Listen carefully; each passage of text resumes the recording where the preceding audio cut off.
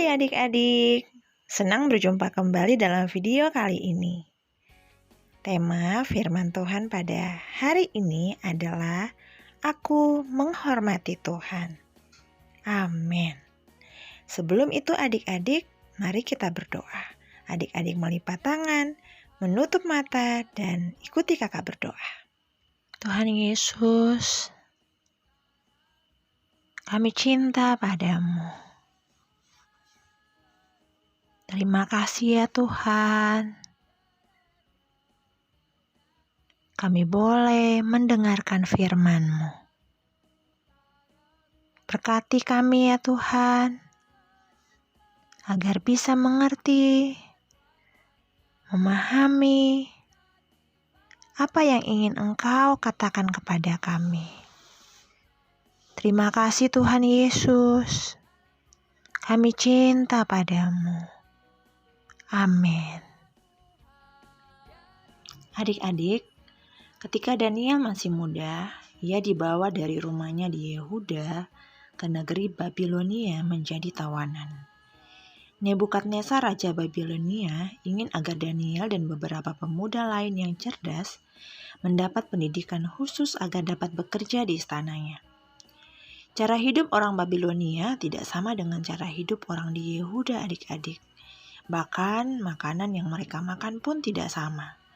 Namun Tuhan menyertai Daniel dan membantunya hingga Raja Nebukadnezar menyukainya. Daniel menjadi orang yang sangat disegani di kerajaan Babilonia. Sampai suatu saat adik-adik, ada seorang raja baru di negeri itu.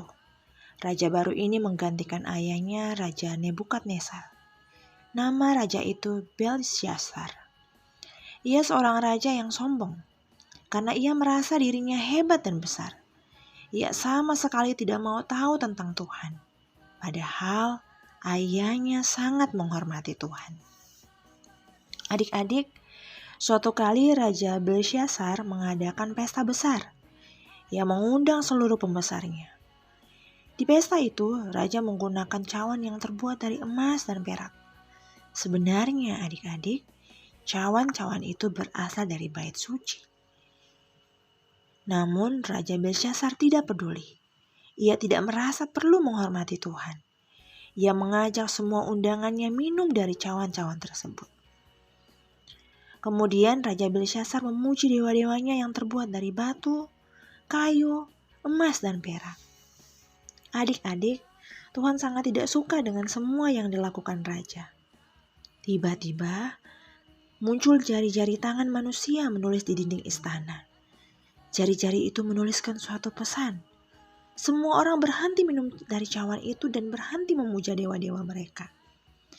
Tidak ada seorang pun yang dapat membaca tulisan itu. Raja Belsyazar ketakutan. Ia melihat punggung tangan yang sedang menulis itu. Tangan dan kakinya bergetar, wajahnya pucat, pikirannya sangat gelisah. Adik-adik, segeralah orang-orang bijaksana, para ahli jampi, para kasdim dan para nujum datang ke ruangan itu untuk membaca tulisan tersebut. Raja Belsyazar mengumumkan siapa saja yang dapat membaca pesan ini akan diberi hadiah, dikenakan baju dari kain ungu, dikalungkan rantai emas, dan menjadi orang ketiga dalam kerajaan. Tetapi adik-adik, tidak ada seorang pun yang dapat melakukannya. Permaisuri datang dan berkata, "Aku tahu seorang yang dapat menolongmu. Ia pasti dapat mengartikannya. Namanya Daniel." Raja Belsyazar segera memanggil Daniel dan berkata, "Para orang bijaksana yang aku miliki tidak dapat membaca pesan ini. Jika engkau dapat mengartikannya, engkau akan kuberi banyak hadiah." Tetapi adik-adik, jawab Daniel kepada Raja Belsyazar, "Tahan saja hadiah Tuan. Berikan kepada orang lain. Aku akan menjelaskan pesan ini kepada tuanku." Daniel dapat mengartikannya.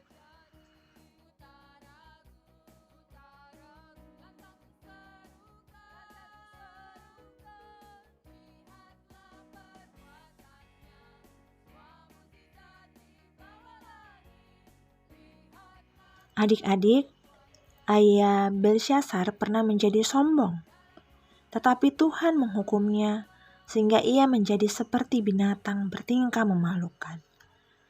Tetapi ayah Belsyazar bertobat dan mengakui bahwa Tuhanlah satu-satunya pencipta langit dan bumi. Hanya Tuhanlah yang patut disembah dan dihormati. Belsyazar tahu semua kejadian itu adik-adik.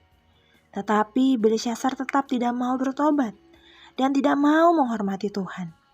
Itulah sebabnya Tuhan sangat murka kepadanya. Pada malam itu juga terbunuhlah Belsyazar raja orang Kastim itu sesuai dengan perkataan Daniel. Adik-adik, pelajaran apa yang kamu dapat dari Belsyazar?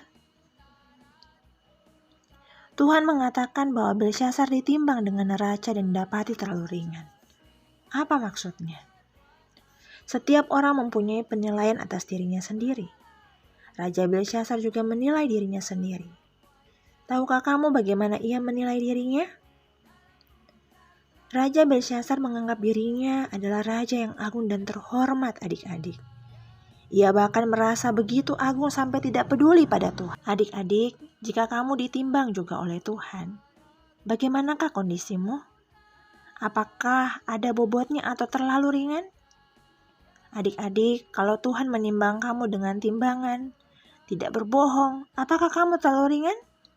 Kalau Tuhan menimbang kamu dengan timbangan menghormati orang tua, dengan timbangan rajin menghafal ayat, atau dengan timbangan mencintai Tuhan, menurutmu bagaimanakah bobotmu?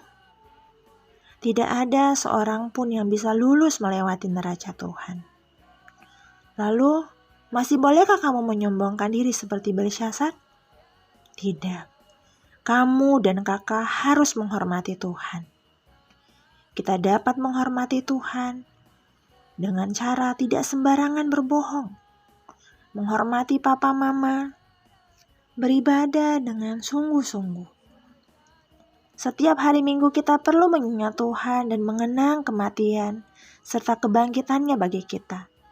Jangan bermalas-malasan di rumah atau main game atau tidur. Hormatilah Tuhan dengan beribadah. Adik-adik, jika saatnya kita memuji Tuhan, saatnya kita menyanyi, hormatilah Tuhan. Pujilah Tuhan dengan sungguh-sungguh. Hindari melamun atau tidak serius dalam memuji Tuhan. Jika saatnya adik-adik mendengarkan firman Tuhan, hormatilah Tuhan. Dengarkan firman Tuhan dengan sungguh-sungguh. Demikianlah adik-adik akan terus-menerus diisi Tuhan, sehingga adik-adik bisa menang terhadap segala dosa dan menjadi berbobot. Amin. Adik-adik, mari kita berdoa. Tuhan Yesus, ampuni kami yang bersikap sombong, merasa tidak perlu Tuhan, sehingga seringkali tidak menghormati-Mu. Ya Tuhan Yesus, kami tidak mau bodoh seperti Belsyazar. Kami yang tidak ada bobotnya ini, yang masih terlalu ringan ini, mau terus-menerus datang pada Tuhan. Setiap hari Minggu, berterima kasih dan bersyukur padamu untuk penebusan-Mu dan pengampunan-Mu. Ya Tuhan Yesus, ingatkan kami untuk selalu menghormati-Mu. Kami mau bertobat sungguh-sungguh, mendengarkan firman sungguh-sungguh, menyanyi sungguh-sungguh. Tuhan Yesus, kami cinta padamu. Amin. Ayat hafalan untuk minggu ini dari 1 Samuel pasal 2 ayat 30b. Sebab siapa yang menghormati aku, akan kuhormati. Tetapi siapa menghina aku, akan dipandang rendah. Adik-adik boleh menghafalkannya dan merekamnya dalam bentuk video, lalu mengumpulkannya kepada kakak gembala ya. Sampai jumpa, bye. Pasal 37 ayat 14. Aku Aku akan akan memberikan memberikan rohku lagu ke dalammu ke dalammu sehingga sehingga kamu hidup kembali. kamu hidup kembali. Amin. Amin. Puji Tuhan. Pasal 37 ayat 14. Aku akan memberikan rohku ke dalammu sehingga kamu hidup kembali. Amin. Ayah. Yesaya pasal 37 ayat 14. Aku akan memberikan rohku ke dalammu supaya engkau hidup. Yehezkel pasal 37 ayat 14. Aku akan memberikan rohku ke dalammu sehingga kamu hidup kembali. Amin. Haleluya. Puji Tuhan. Yehezkel 37 ayat 14. Aku akan memberikan rohku